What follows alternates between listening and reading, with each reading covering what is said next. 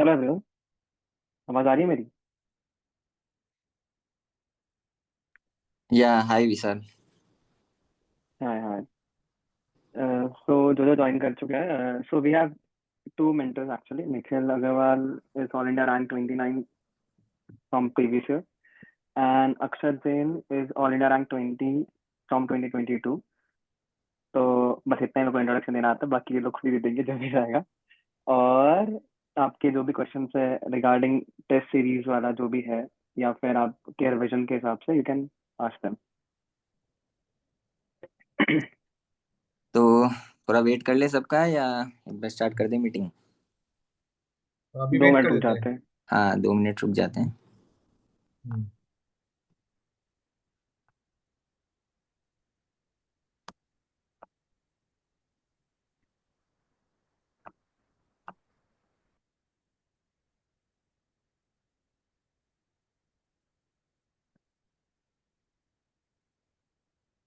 हम्म।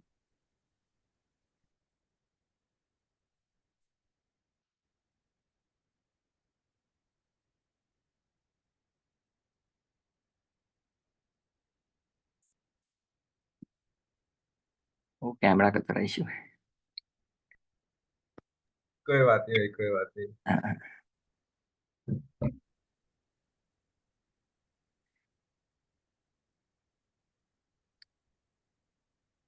तो चलिए एक बार या तो शुरू करते हैं, उसके बाद बाकी स्टूडेंट्स ज्वाइन कर लेंगे। अभी तो फिर वो कहेंगे कि हमारा मिस हो गया, फिर थोड़ा सा 5 मिनट वेट करते हैं। हम्म। 5 मिनट बाद स्टार्ट करते ठीक है, ओके। 2 मिनट रुक जाओ, 8 को स्टार्ट कर देते हैं। हैं। 5 मिनट स्टार्ट करते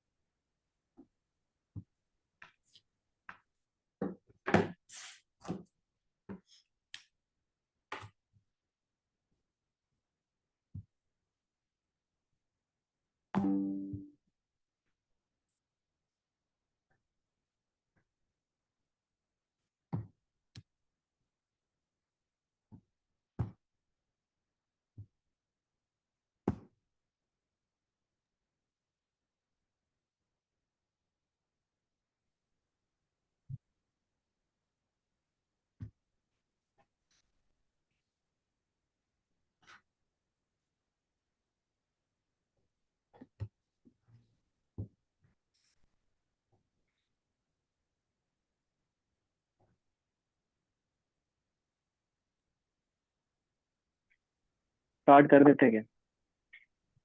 हैं तो तो guys, you can ask what ever question you have, या फिर जो भी प्रॉब्लम्स है आपको।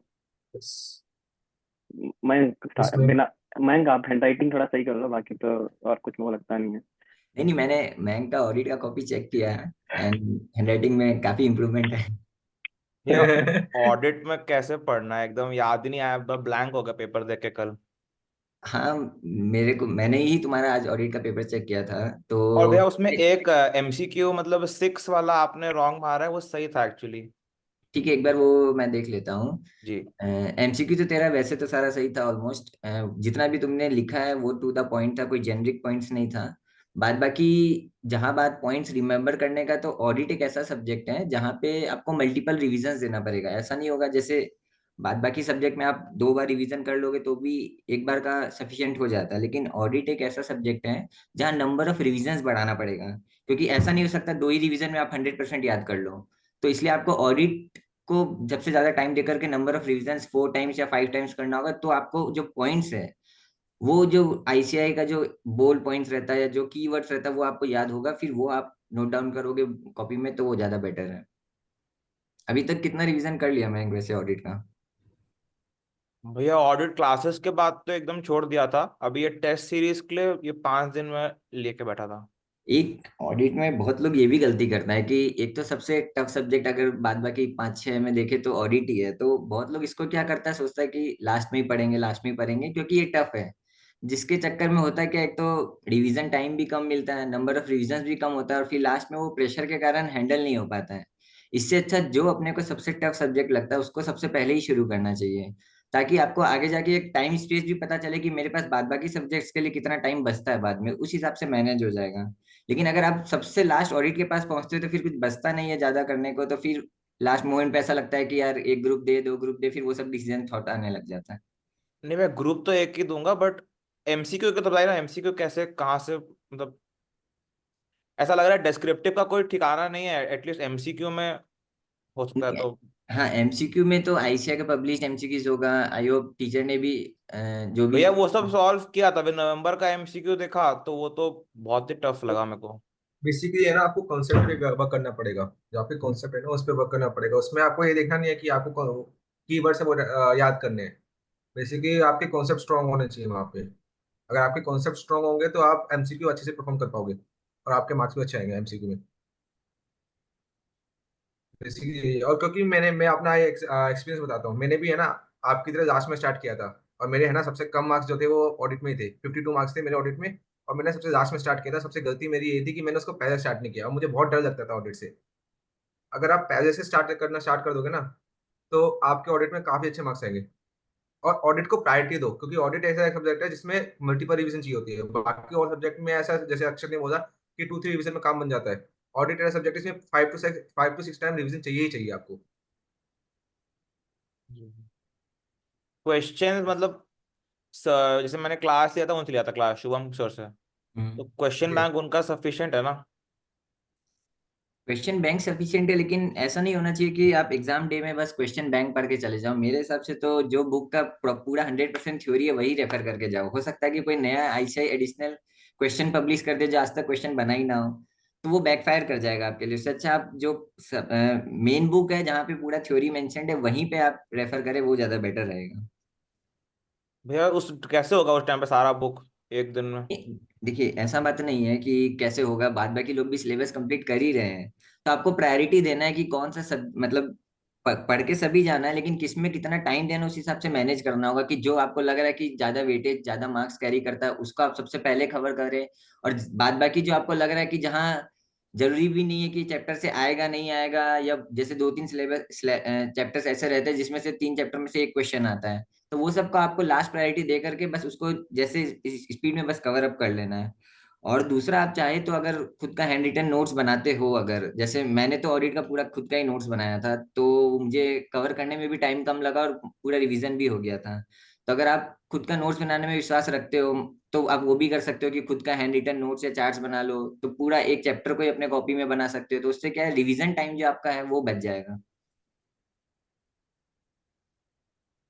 हाँ, एक भैया क्वेश्चन इसमें आया डर है था, ऑडिट में बस मेन डर था। डर है ऑडिट में तो सबका उसको। डर होता है। हम्म। किसी की ऑडिट में सबका डर होता है। ऑडिट में अगर आप देखे जाए तो 90% लोगों का डर ऑडिट में होता है। इवन मेरा भी डर ऑडिट में था। हाँ तो इसलिए तो हाँ उसको ही बोलो। सबसे पहले शुरू करे तो बेटर है, वरना जैसा निखिल ने ये बताया कि हाँ, तो सब गलती यही करते हैं कि लास्ट में लास्ट के लिए छोड़ देते हैं, लेकिन जिसमें डर है पहले उसी को पकड़ो, वही है। जी भैया, और राइटिंग मैं अब नेक्स्ट में आपको दिखाऊंगा बढ़िया करके। जरूर। पर राइटिंग के चक्कर में अपना पेपर मत छोड़वा देना। अरे राइटिंग तो इतनी इंटरनेशनल थी तो क्या ही बताऊं तुमको। नहीं, नहीं ये राइट। वाला तो भी चैट। ठीक था एक्चुअली। ये तो भी ठीक था अक्षर भाई। इसके पहले वाला जो हाँ पेपर था ना एफआर, वो हाँ इससे खतरनाक था। हाँ, वो मैंने देखा नहीं, वो किसी और ने चेक किया होगा शायद। तो मैं नहीं नहीं एक्चुअली कैसा था ना, इन्होंने पेपर चेक इसलिए नहीं करा था क्योंकि आपका राइटिंग को समझा ही नहीं था उस दिन। तो इन्होंने बोला कि कोई दूसरा चेक कर लेगा। नहीं भैया मैंने, खराब था मेरे को, बहुत जन बोले तो मेरे को लगा अब मैं ठीक करूंगा। नहीं नहीं, क्या है ना कि हाँ हाँ। देखो, जो भी अपने पेपर प्रेजेंट करते हैं ना, इस तरह से करो कि चेकर के लिए इजी रहे। अगर चेकर को जहाँ टाइम लग रहा है कि एक एक चीज देखना पड़ रहा है, वो इरिटेट हो रहा है देखने में, तो क्या है ना, वो आपका एफआर ज्यादा कुछ में देखेगा नहीं, एफआर सिर्फ में कर क्या हुआ देगा। ना, 2 क्वेश्चन चेक ही नहीं हुए, मतलब आंसर सही था, एक वो करंट लायबिलिटी वाला आंसर था वो सही था, बट वो 4 मार्क का चेक ही नहीं हुआ। तो हाँ, यही दिक्कत है ना कि पेपर आप जितना अच्छे से प्रेजेंट करोगे, जितना क्लैरिटी के साथ लिखोगे, पेपर चेकर को जितना इजी एंड कंफर्टेबल रहेगा वो पेपर को गो थ्रू करने में, उतना वो आपको ज्यादा मार्क्स भी देगा। जहां उसको लगा कि मेरा ज्यादा टाइम जा रहा है इसको चेक करने में, वो उस हिसाब से फिर हाई हार्ड चेक करेगा। कोई नहीं, ये टाइम के साथ साथ इम्प्रूव हो जाएगा। वैसा बात नहीं है कि सीए फाइनल में हैंडराइटिंग बहुत जरूरी है, लेकिन एक बेसिक होना चाहिए कि चलो ठीक है। बट एक रेकमेंड मैं करूंगा, अगर जो आपको कीवर्ड सीखने हैं ना, कीवर्ड्स उसको एक अंडरलाइन करके देख दो, ताकि उसको समझ में आ जाए कि कहाँ पे उसको करे चेक करना है, कहाँ पे उसको करे चेक थे नहीं भैया, करना है। एकदम करंट हाँ लायबिलिटी जो नहीं, मेन कंक्लूजन था मैम ने, उसको बॉक्स किया था। हाँ हाँ, वैसे मैम ने हाँ फाइनल आंसर के ब्रैकेट में लिख भी दिया था, आंसर कीवर्ड्स ये सब तो थे कि फाइनल और आंसर, एक लेकिन 6 मार्क्स का क्वेश्चन भी एफआर में बिल्कुल चेक ही नहीं हुआ था। एफआर ऑडिट की बात करूँ मैं, बेसिकली ऑडिट में ऐसा है कि कीवर्ड्स मार्क कर दो, कि वहां ऑडिट में पे कुछ ना लिखा ही सिर्फ नहीं लाइक मैंने, ऑडिट में तो कुछ अटेम्प्ट ही 46 मार्क्स ऑडिट किया था नहीं, खाली। क्या हुआ था, सोफिया ने चेक किया था इसका पेपर। ओके तो सोफिया को राइटिंग समझ में ही नहीं आ रही थी, तो उसने क्या नाम है सब रिमार्क डाला हर जगह पे, क्या नाम है समझ में नहीं आ रहा, प्लीज राइट अच्छे से, प्लीज राइट अच्छे से। तो वैसा उसने चेक, अब वो रीड ही नहीं हो पा रहा है तो कहाँ से वो करेगी, जो नंबर्स थे उसने वो चेक करे। मैंने पूछा था नहीं, उसको तो उसने बोला कि वैसा ही यस, था। कोई इशू नहीं है। अगर जो क्वेश्चन लग रहा है कि चेक नहीं है, वो एक बार वापस से कॉपी एक बार ले लेते हैं, हम चेक कर लेंगे, उसमें कोई दिक्कत नहीं नहीं नहीं है। भाई, वो ठीक है जी। थैंक यू भाई। एंड हाँ एंड हाँ एंड एक चीज और कि जो आपका पेपर चेक करते हैं ना, वो 5 ईयर का एक्सपीरियंस या 10 ईयर का एक्सपीरियंस वाले बीकॉम ग्रेजुएट होते हैं ना, हाँ, तो वो चार्टेड आपका तो अकाउंटेंट। चार्टेड अकाउंटेंट बहुत कम होते हैं, और जो फ्रेशर होते हैं ना, और एलिजिबिलिटी उनकी होती है 5 ईयर का एक्सपीरियंस होना चाहिए, उसके बाद ही आपको कॉपीज मिलेगी चेक करने के लिए। इवन मैं भी अप्लाई करने की सोच रहा था, पर मैं अप्लाई नहीं कर पाया था। तो वो सिर्फ कीवर्ड्स देखते हैं, और कीवर्ड्स को अगर आप अच्छे से लिख दोगे ना कि उसको समझ में आ जाए, तो वो आपका चेक कर देगा पेपर। जी ये सही है। जी भाई। कुछ चैट्स में भी मैसेज है, जैसे इन एफआर व्हाट हाँ, theory we are suppose to write in beginning of the question. तो जैसे एक क्वेश्चन था आपका सेल एंड लीज बैक का, तो उसमें मैंने जैसे देखा कि बहुत बच्चों ने क्या किया कि डायरेक्ट जर्नल एंट्रीज पास करते गए हैं, या जो भी कैलकुलेशन था कि आरओई एसेट निकाल लो, लेकिन सबसे पहले लिखेगा या बताएगा कौन कि ये sale and lease back transaction है, इसमें लेसर सेलर लेसर कौन है, लेसी कौन है, जो क्वेश्चन में दिया हुआ था कि वेनस एंड मार्स लिमिटेड। तो ये सब बहुत सारे बच्चों ने मिस कर दिया, डायरेक्ट सीधा जम कर दिया कि न्यूमेरिकल सॉल्व कर दे इसको बस। तो मतलब ये चीज हमको एक मिसिंग लगा कि थ्योरी कोई लिखते नहीं है एफआर में जनरली, डायरेक्ट सम पे एंट्री कर जाते हैं। तो अपने इंटर में क्या था कि अकाउंट्स पेपर था तो उसमें चल जाता था, लेकिन ये एक फाइनेंशियल रिपोर्टिंग पेपर है फाइनल में। तो उसके लिए पहले जो रेलेवेंट थ्योरी है, पहले वो 2 लाइन लिखो, 3 लाइन लिखो, जो भी रेलेवेंट इंडेक्स है वो लिखो, उसके बाद ही कोई सम स्टार्ट करो। तो अगम, आई होप मैंने आंसर कर दिया आपका क्वेश्चन। नेक्स्ट एंड क्वेश्चन है Chetan, theory for all question. Yes, 2-3 line की थ्योरी लिखनी पड़ेगी आपको। अगर आप थ्योरी नहीं लिखोगे तो फिर चांसेस है कि आपके मार्क्स डिडक्ट हो जाएंगे, इट क्योंकि इज एक नंबर बेटर उसका कि आप होता ही है। लिखी दो, हाँ इट इज बेटर कि हाँ, आप हाँ लिख ही मैंने दो। लिखो जैसे अगर आप। अभी मैंने जैसे अपना पेपर सॉल्व किया था, तो उसमें जो फर्स्ट क्वेश्चन, मतलब नॉट कंपलसरी, इसके बाद जो मैंने अटेम्प्ट किया था, मेरे को याद नहीं मैंने कौन सा किया था फर्स्ट, उसमें मतलब वही मेरे को रिमार्क दिया था कि थियरी लिखो थोड़ा सा, प्लीज एक्सप्लेन सम जैसे थियरी। एक क्वेश्चन था सेकंड नंबर में, फाइनेंशियल गारंटी वाला क्वेश्चन था। हाँ तो वो वाला उसमें है। भी क्या था ना कि डायरेक्टली सम स्टार्ट हो गया, बताएगा कौन कि ये ट्रांजैक्शन एक फाइनेंशियल गारंटी का ट्रांजैक्शन है, उसको हम लोग रिकॉग्नाइज फेयर वैल्यू पे करते हैं। ये बेसिक जो दो करेक्ट। तीन लाइन होता है ना, if you see the ICI answer ना, तो वो लोग भी कोई डायरेक्ट सम स्टार्ट नहीं करता, पहला 2-3 लाइन का जेनेरिक थ्योरी लिख के ही आते हैं वो लोग भी। तो आईसीआई के कॉरेस्पॉन्डिंग में अगर आप वैसे लिखोगे, वैसे प्रेजेंट करोगे, तो उसके लिए ज्यादा चांसेस है आपको बाद बाकी स्टूडेंट से कैसे आप अलग हट के दिख सकते हो। Noted noted. भैया और एक मेरे को एक ये भी डाउट था एएफएम का, मतलब हम्म, उसमें कैसा, मतलब कैसे सॉल्व करना, क्योंकि जैसे एक एडजस्टेड एनपीवी का सम था, तो हम्म। मैंने उसमें फाइन लास्ट में एनपीवी निकाला, तो उसमें थोड़ा शायद मार्क्स कट हुआ। ये वो शायद एनपीवी में भी एनपीवी फॉर बहुत फुल लोग, इक्विटी मैंने टोटल टोटल वॉइस ब्रेक। एनपीवी नहीं निकाला मैंने फॉर वॉइस बहुत इक्विटी ब्रेक हो और रही है। उसका, मैंने, अच्छा एक सेकेंड। नहीं, शायद तुम्हारा ये पॉइंट है क्या कि तुम जैसे 5 इयर्स का एनपीवी निकालना है, तो तुम डायरेक्ट उसको एक बार में 5, मतलब सम टोटल करके जो आ रहा है 1 to 5 इयर्स का, वो शायद दिखा दिएगा, वो ब्रेकअप फर्स्ट ईयर कितना, सेकंड ईयर कितना, वैसे नहीं दिखाया होगा। भैया इसमें मैंने एक और इंडिविजुअल एमपीवी नहीं दिखाया था, सीधा एडजस्टेड दिखाया। नहीं तो जैसे क्या है ना कि एक एक स्टेप का मार्किंग रहता है। अगर आप डायरेक्ट ही उसको बीच का कुछ स्टेप्स खा करके डायरेक्ट आप मगर लेके आ जाते तो हो सकता है वो स्टेप मार्किंग आपको पूरा ना दे। इसलिए बेटर है कि अच्छा, एक स्टेप ओके। वाइज ही सॉल्यूशन करें, ताकि क्या है ना कि अगर मान लीजिए आपका फाइनल आंसर मिसमैच आता है तो वो डायरेक्ट काटेगा नहीं, वो देखेगा कहाँ आप गलती की, हो सकता है लास्ट में कहीं गलती की, तो ऊपर का जो सही है सारा वो स्टेप मार्किंग तो आपको मिलेगा। अगर आप डायरेक्ट ही उसको डायरेक्ट सम टोटल लिख देते हो तो क्या वो देखेगा, डायरेक्ट काट देगा। तो जितना अच्छा, ब्रेकअप दे करके लिख सको उतना बेटर है फॉर स्टेप मार्किंग। बट फिर ये लास्ट के जैसे 2 या 3 डेसिमल पॉइंट्स में, जैसे आंसर उसका 13 पॉइंट समथिंग था और मेरा भी 13 पॉइंट समथिंग ही आया था, लगभग लगभग सिर्फ 0.01 या 0.1% का डिफरेंस होगा। बट भी रॉन्ग लिखा था उसमें मेरे को। तो हो मे बी सकता आई थॉट कि इंडिविजुअल एमपीवी मैंने नहीं लिखा इसलिए रॉन्ग करके दिया है। अब वो तो एक बार देखना पड़ेगा, याद नहीं है यस कि मैंने चेक किया है हाँ, किसी और ने चेक किया, वो भी याद नहीं है। लेकिन नहीं मैं बस इतना जनरली सा पूछ रहा था कि सिर्फ दोनों का एनपीवी नहीं निकाला और सीधा डायरेक्टली एडजस्टेड निकाला, तो ऐसा रॉन्ग देंगे क्या ऐसा? ध्यान में नहीं है क्या मतलब हो सकता है, लेकिन मेरा बस यही कहना है कि जितना आप डिटेल स्टेप वाइज दिखा उतना बेटर है। बस कि अगर मान लो थोड़ा भी मिसमैच आता है तो हो सकता है कोई काट दे, कोई हो सकता है कि थोड़ा हाफ मार्क्स दे दे, वैसा वाला पॉइंट है वो तो। एक बार देख लेंगे क्या कौन सा पेपर है, एक बार भैया अच्छा, आंसर ओके देख इसमें ओके। लेंगे। डेसिमल का बहुत वो हाँ रहता है। डेसिमल, डेसिमल में जैसे 3 या 4 डेसिमल्स हम लोग को लेना चाहिए जितना भी प्रेजेंट वैल्यू वाला निकालते हो। बहुत लोग 2 डेसिमल लेकर भी कर रहे हैं, तो 2 डेसिमल तो एकदम एक्सेप्टेबल ही नहीं है। थ्री और या फैक्टर फोर कितना लेना चाहिए, डिस्काउंटिंग फैक्टर? 3 या 4 वही। 3 और 4, हम्म। मिनिमम भैया 3 एफआर मैक्सिमम का 4। एक एमसीक्यू में बहुत डाउट है, मैं बहुत बार ट्राई कर लिया, बन ही नहीं रहा है वो, बोरिंग कॉस्ट वाला। एक बार वो तो अलग से बताना, कौन सा चैट में लिख दो, बाद में हम लोग इस पे देख लेंगे। जी। और सर एक बोरिंग ये कॉस्ट का डाउट। एक शायद, हाँ ठीक उसमें है जो एक बोलिए। 100 करोड़ का वो अमाउंट कहाँ से आया? वो एक एग्जाम्पशन था, वो हम लोग भी कंसीडर करते हैं कि वो पॉसिबल नहीं है कि कोई एक्चुअली भी आकाश सर रैंडमली से सोच ले कि आकाश सर से बात एजम्पशन। हुआ मेरा। आकाश सर से बात हुआ मेरा। हम्म। तो उन्होंने क्या बोला, एक्चुअली बताऊँ क्या, रुको। मैंने चेंज कर दिया वापस, उन्होंने वो 100 वाला हटा के 100 डाल दिया कुछ तो क्वेश्चन में। हाँ आंसर हाँ। पेपर सेम ही है। बट उन्होंने कुछ तो बोला, रुको मैं आपको सुनाता हूँ। उन्होंने उन्होंने कुछ तो जानबूझ के ट्रिक जानबूझ के डाला था वो। अच्छा। रुको, ये देखो।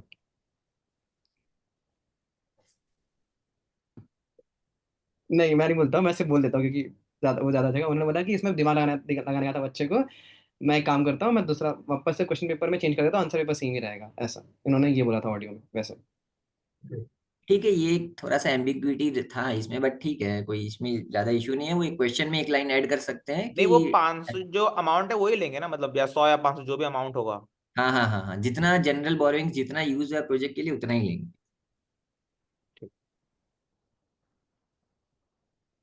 हाँ, सर मैं पूछूं डाउट?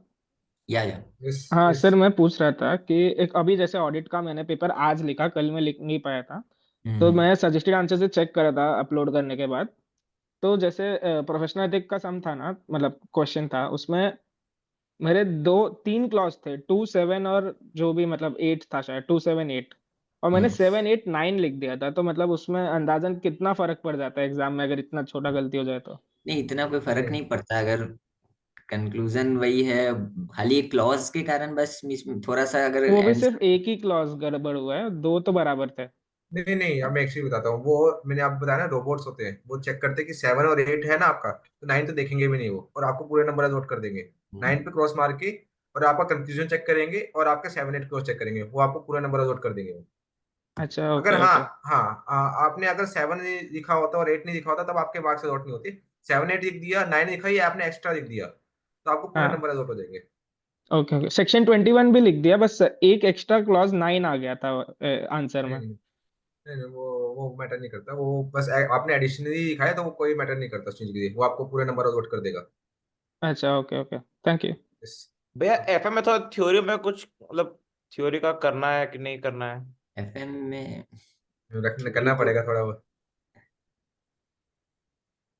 एफएम में क्या है ना कि थ्योरी अगर तुम लिख देते हो ना तो 4 का 4 मार्क्स मिल जाता है, ऐसा कोई उसमें मार्क्स काटने का स्कोप रहता नहीं है ज्यादा। लेकिन अपने क्या है, इतना जेनरिक लैंग्वेज लिख देते हैं कि उसको समझ में आ जाता है कि ये बना के लिख रहा है। तो थोड़ा सा कीवर्ड्स ही याद कर लो और उसी जितना याद है उस कीवर्ड्स उतना ही अंडरलाइन कर दो, तो क्या एक एज मिल जाता है। यस। और बाद बाकी टारगेट सबको पता नहीं, मतलब जो भी है कोशिश करो कि 100% ही कवर करके जाए एग्जाम में, क्योंकि हो सकता है यार एक 4 मार्क्स का थ्योरी बचा ले, किसी को पास मार्क्स से, किसी को एग्जामेशन से, किसी को रैंक से, तो यू नेवर नो। जी भाई। और किसी का कुछ डाउट? निखिल, चैट में चेतन का एक क्वेश्चन है।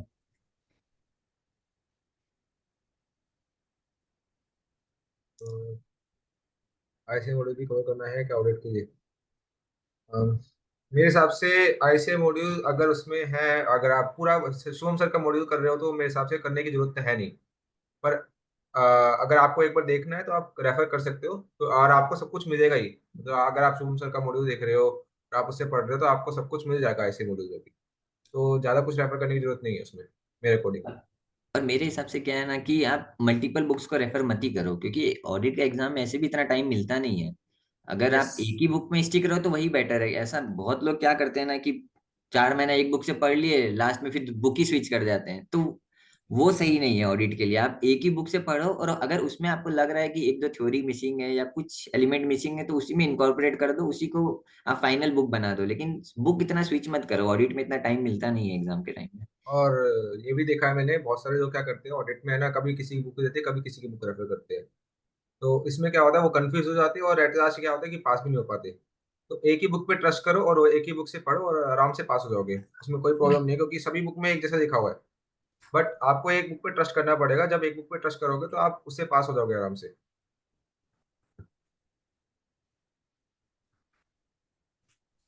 एक और है भाई डाउट। क्या क्वेश्चन है? What if instead of 3 clause I mention, ये वाला तो ये शायद आई मेंशन मैं 1 क्लॉज इन प्रोफेशनल एथिक्स, तो उसमें थोड़ा उस मार्क्स कट सकता है, ऐसा बात नहीं है। अगर सजेस्टेड आंसर में 3 क्लॉज है और आपने एक ही क्लॉज लिखा है तो वो थोड़ा तो मार्क्स काटेगा ही। ऑब्वियस सी बात है। हाँ। एक नंबर एक क्लॉज लिखा है तो नंबर तो काटेगा।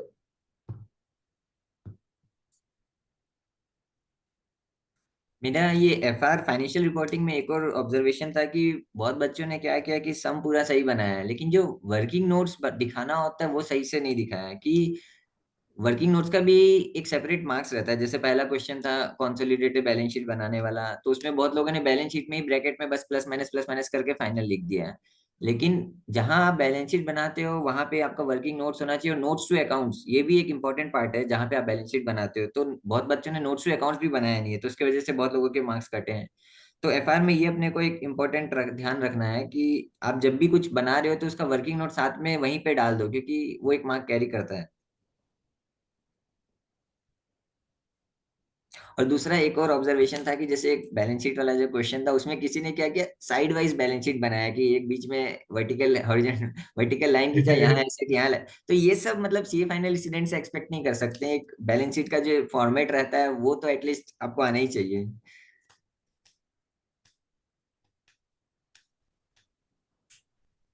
एफएम कैलकुलेशन मिस्टेक कैसे बचे, ये बता यही यार।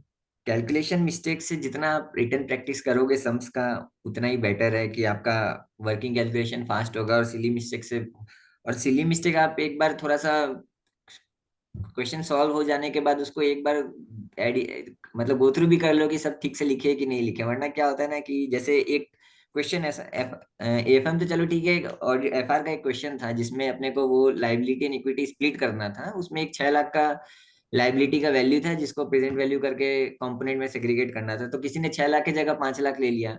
अब जहां स्टार्टिंग में एक सिली मिस्टेक हो गया, वहां पूरा सम उसका गलती हो गया। तब भले ही वो सब प्रोसेस सही किया हो, लेकिन क्योंकि फिगर सारा रॉन्ग आ रहा है, ऊपर से ही रॉन्ग फ्लो हो रहा है, तो पूरा जीरो ही मिलना है उसको। तो सिली मिस्टेक में थोड़ा सा ध्यान दे, पैनिक नहीं कर रहे लिखते वक्त, जितना आराम से लिखोगे उतना सही है।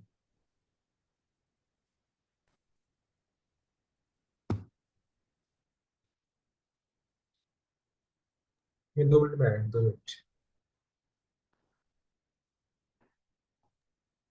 सो गाइस, और किसी को डाउट नहीं है क्या एक्चुअली?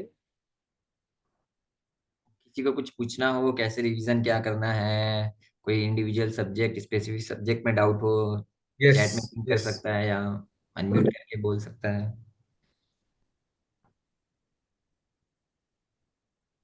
या आप लोग के कुछ अंडरस्टूड। एक्सपेक्टेशंस हो कि इस तरह से और पेपर चेक होना चाहिए, हमें ये ऑब्जर्वेशन या रिमार्क्स और बताइए, तो वो भी आप हमें सजेस्ट कर सकते ताकि यस, आने वाले कॉपीज में हम लोग वो आईबीएस। तो ये मैं अच्छे से बता सकता हूँ। आईबीएस, उसमें भी स्पेसिफिकली लॉ और एससीएमपी का बता दो भैया। लो एसएमपी के आपके आपको जो एसपीओम दिया था ना, इसको आपको अच्छे से रिवाइज करना पड़ेगा फर्स्ट ऑफ ऑल।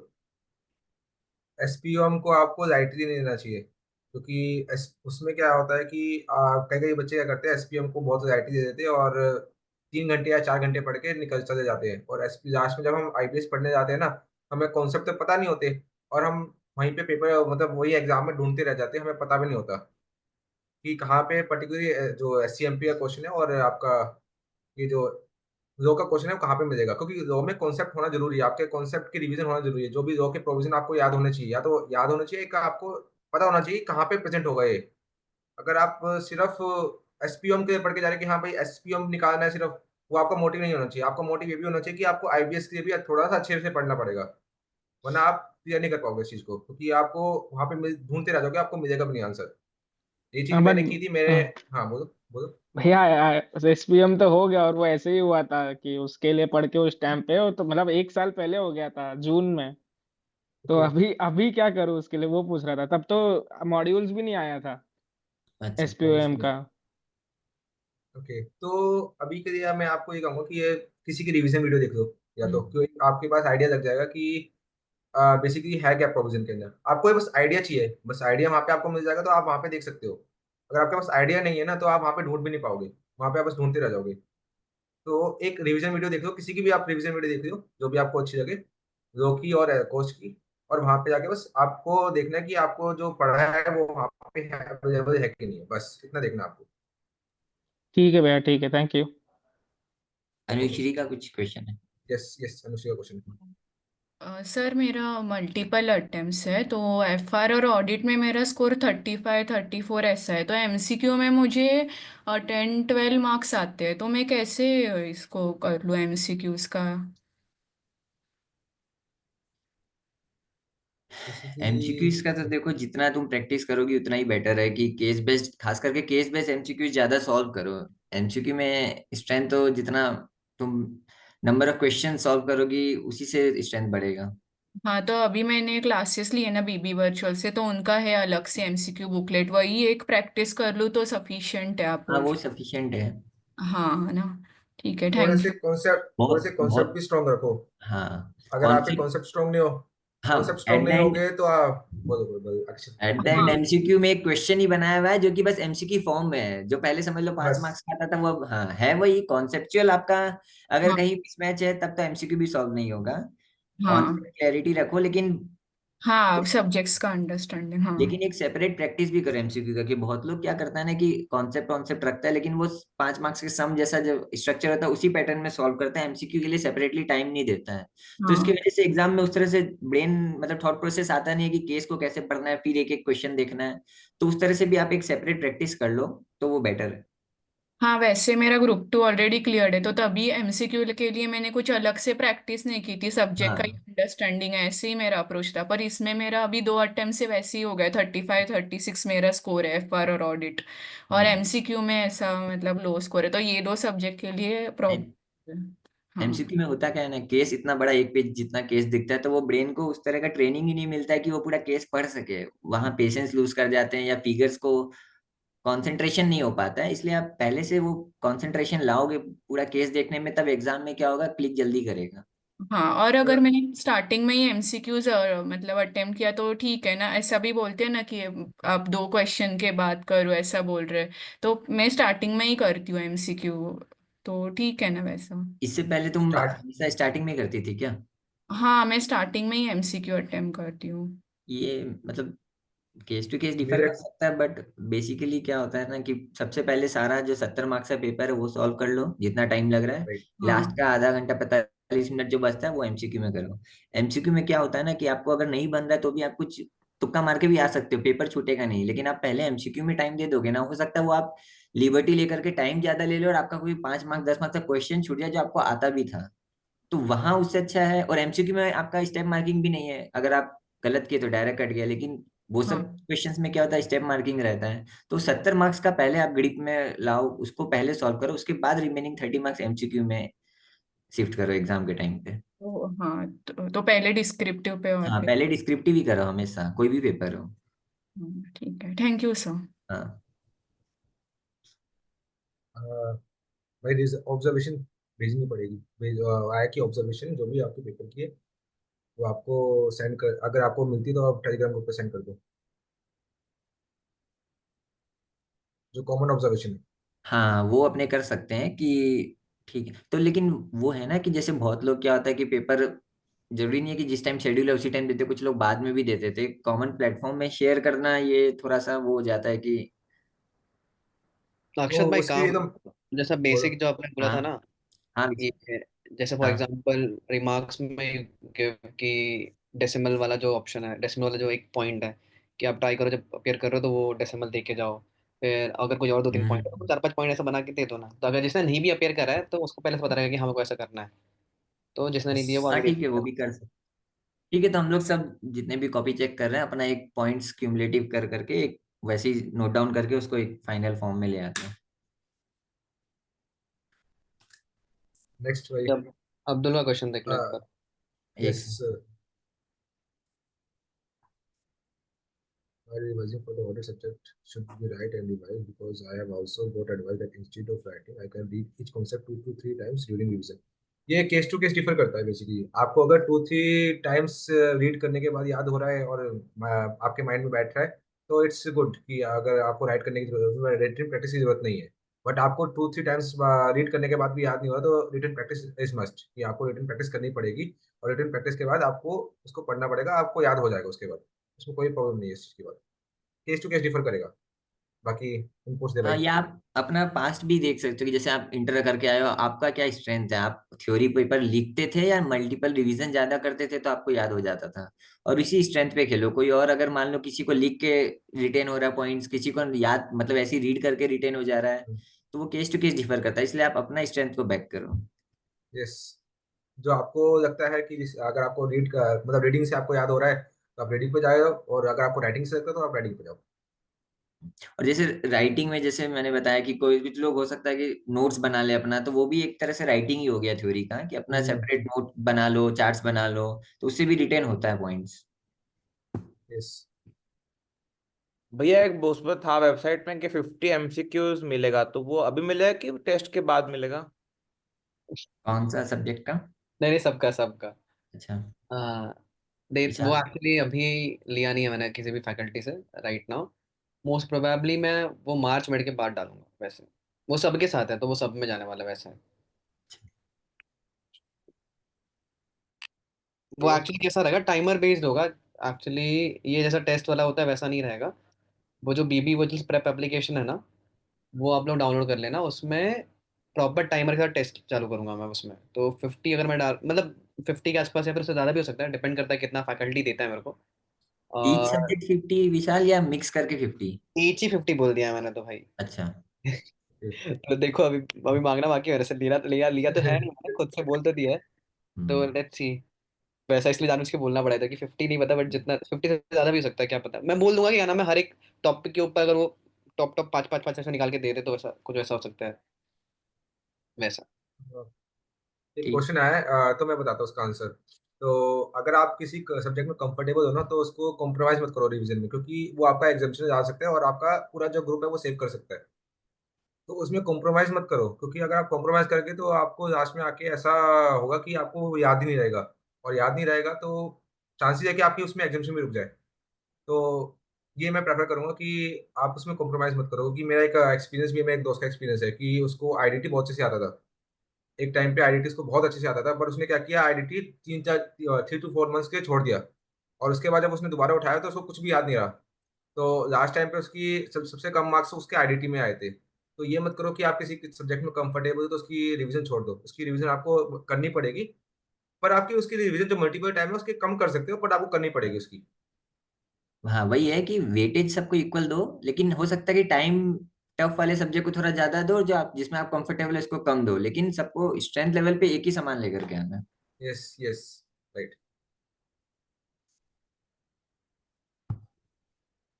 एमसीक्यू में जनरली रीडिंग टाइम मिलता नहीं है, वो सेंटर पे भी नहीं डिपेंड करता है कौन है उस दिन, किस्मत रहा तो दे सकता है, लेकिन नहीं मिलता जनरली। नहीं, जनरली जनरली नहीं मिलता। मुझे एक्चुअली मैसेज आया था, मेरे को भी मैं नहीं मिलता। पेपर अपलोड करना था ना, मैं 2 बजे के आसपास करता हूँ, मेरे पास वो पेपर आया ही नहीं था, तो थिंग इज एडिट होना बाकी था। तो मेरे को मैसेज आ रहा है कि अरे रीडिंग रीडिंग के लिए तो दे दो। मैंने बोला अभी से कैसे दे दूँ? तो बोलते हैं कि क्या नाम है, नहीं मिलता है 15 मिनट पहले। मैंने बोला अच्छा। नहीं नहीं नहीं तो मिलता है। कुछ नहीं बता यार, मैं फिर मैंने 145 को अपलोड करा। उल्टा एग्जाम में होता है क्या, जब एमसीक्यू तो छोड़ो, जो नॉर्मल क्वेश्चन शायद 15 मिनट का कूलिंग टाइम मिलता है, उसमें ही सारा फॉर्मेलिटीज पूरा कराया जाता है, ये करवाया जाता है, वो भी 4-5 मिनट ही मिलता है लास्ट में। तो कुछ कूलिंग टाइम ऐसा सच मिलता नहीं है। कुछ नहीं मिलता। मैंने भी अटेम्प्ट किया था, तो मेरे को कुछ भी एक एक में भी टाइम नहीं मिला था। तो वो 3 3 आवर्स के अंदर आपको टाइम मैनेज करना पड़ता है, क्योंकि 30 marks is all part of 100 marks. पहले 100 मार्क्स का होता था, अब वो 30 मार्क्स एमसीक्यू कर दिया, बस यही डिफरेंस हुआ है। तो आपको उसी 3 आवर्स मैनेज करना पड़ेगा।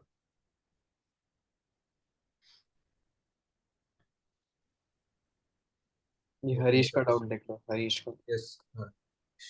How you all increase your effectiveness while studying, mainly while studying audit, because my focus is while reading theory.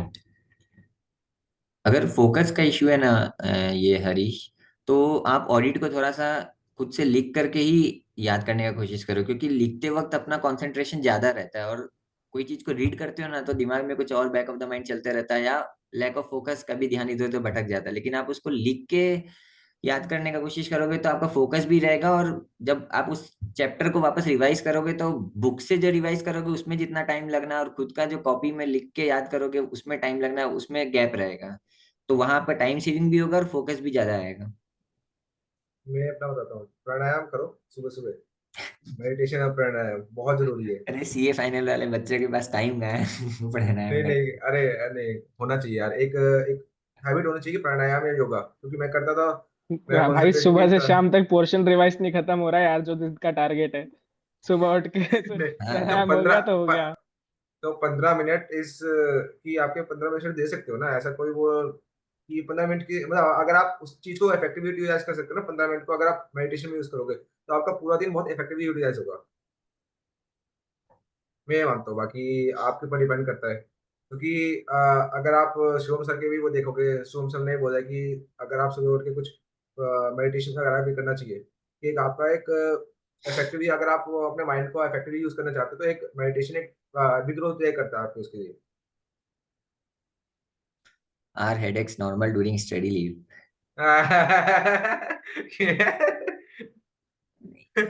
यार ये तो मतलब ऐसा कुछ है नहीं, केस टू केस ही है। मेरा तो कभी सर दर्द हुआ नहीं, और सर दर्द हो रहा है तो चाय पी लो, सब ठीक हो जाएगा। सही बात है। नहीं, स्टडी से होता है। मेरे भी होता था, तो जनरली मैं दवाई खाता था। तो उसके बाद ये या तो मम्मी से मालिश या फिर दवाई।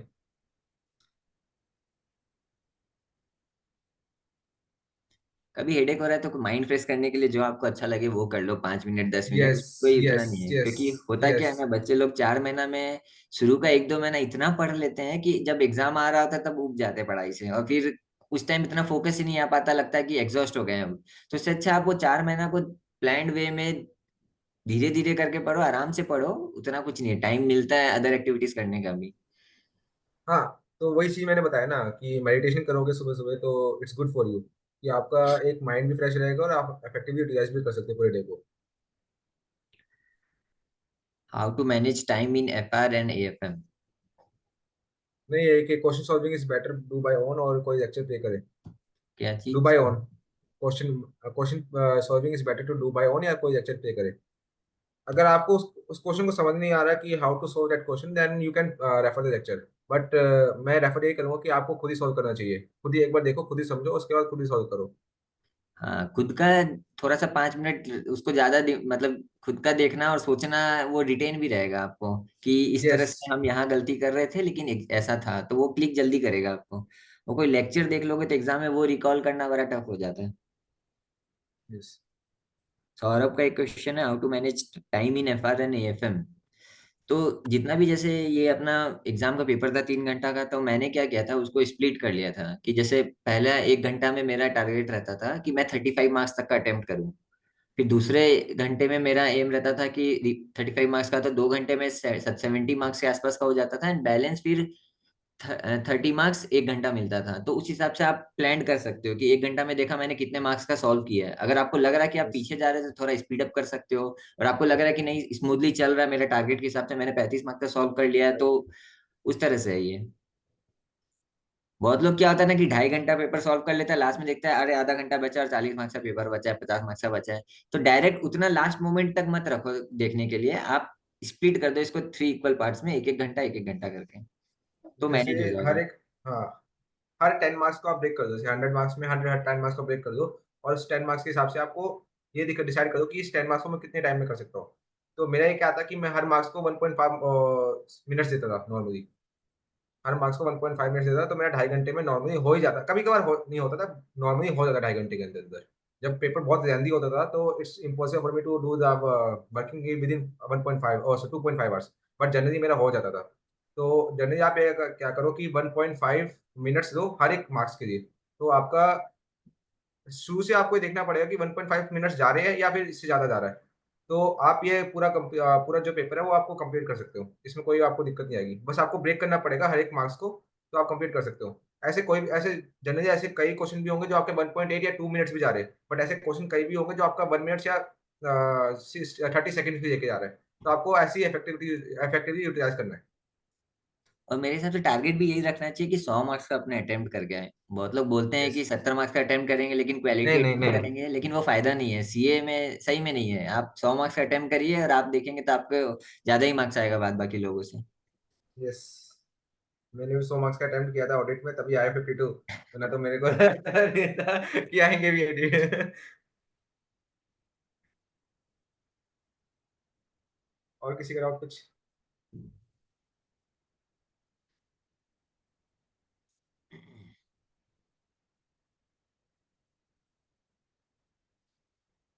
यस।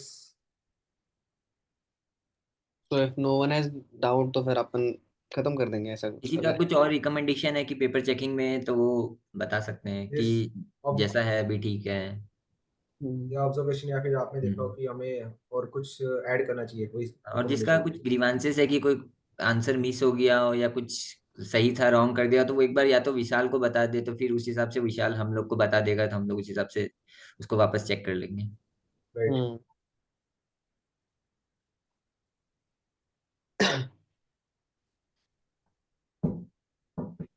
आई गेस सही है। इतने ही क्वेश्चन थे लोग के पास, अभी लग रहा है जब जब टाइम कम होगा तब ज्यादा क्वेश्चंस आएंगे। अभी अभी तो 90 दिन 80 दिन बाकी है ना, इसलिए कम हाँ क्वेश्चन। सही है। नहीं है जैसे बहुत लोगों ने यार एफआर अभी पूरा टेस्ट दे दिया है, मैंने तो 4 महीना पहले कभी याद नहीं है कि मेरा कोई सब्जेक्ट खत्म भी हुआ था जो मैं टेस्ट दे सका हूँ। तो आप लोग का प्रिपरेशन सही बात है। आप लोग का प्रिपरेशन बहुत अच्छा है। इतना टाइम पहले भी आप लोगों ने टेस्ट पेपर पूरा 100 मार्क्स का सॉल्व कर पा रहे हो, बहुत बढ़िया है।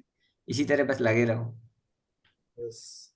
और एंड मैं चांसेस ये ट्राई भी करता होते हूँ हैं। कि आई विल एक्चुअली, कैसा है ना, देखो अभी ऑटोमेटिकली तो पॉसिबल है नहीं, बट मैनुअली रैंकिंग लेके आता हूँ मैं जो भी अपीयर कर रहे हैं सीरीज वाइज। यस। तो यस, ये एक अच्छा वैसा काम इनिशिएटिव है। करता हूँ। हाँ ये सही है, मोटिवेशन भी रहता है। Yes, motivation competition. रहेगा, कंपटीशन भी रहेगा। यस। सीरियसली लेगा कोई, इतना टेस्ट को फिर लाइटली नहीं लेगा।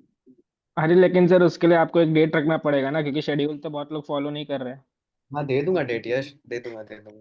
वो थोड़ा हैं। टीम को भी थोड़ा उस हिसाब से देखना पड़ेगा, प्लान करना दे पड़ेगा दूंगा कैसे क्या एक्चुअली, करना देखो है। सीरीज वन एक्चुअली खत्म होता है समवेयर अराउंड मार्च 5 तारीख के आसपास, तो मैं दे दूंगा 10 दिन और ले ले, सेकंड सीरीज स्टार्ट होने से पहले खत्म कर दो।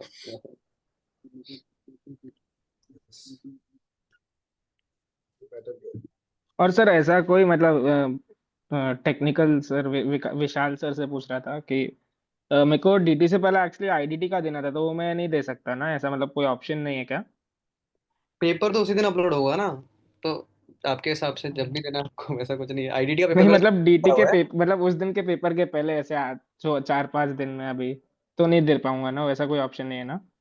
नहीं एक्चुअली को ऐसा अपन ने क्या नाम है शेड्यूल बना के रखा हुआ है ना, तो ऐसे तो मेरे पास आईडीटी का पेपर डीटी से अभी आके पड़ा हुआ है, डीटी का पेपर बना हुआ ही नहीं है अभी तक, बट मैं वो अभी दे ही नहीं सकता, वैसा हो जाएगा। हाँ ठीक है 8 ठीक को है है सर। आईडीटी ना, 27 या 28 को है। 27th को है शायद, हाँ। ठीक हाँ है sir, thank you sir.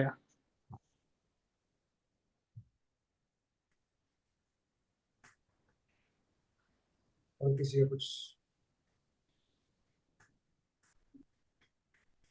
So if all your doubts have been cleared, so we can leave.